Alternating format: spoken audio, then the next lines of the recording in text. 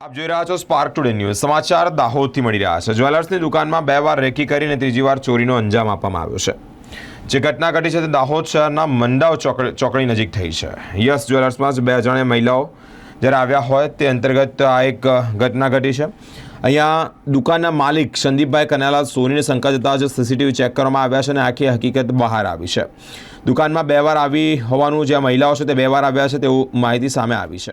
બન્યો હતો બે લેડીઝ આવી કે અમને સોનાના કાંટા બતાવવા માટે મેં કીધું સારું અંદર આવ્યા, કાંટા બતાવ્યા ને કાંટા બતાવતી વખતે એક બીજી જે સાથે લેડીઝ હતી એને આ કાઉન્ટરમાં જે તોડા પડ્યા હતા એ તોડાનું વજન કરાવીને એની કિંમત પૂછી ને બીજી જે લેડીઝને કાંટાનું બોક્સ આપ્યું હતું એને કાંટાનું બોક્સ ખોલી અને મોંના અંદર કાંટા પહેલાં એક કાંટો નાખ્યો મોંમાં, પછી પિચકારી મારી વિમલની।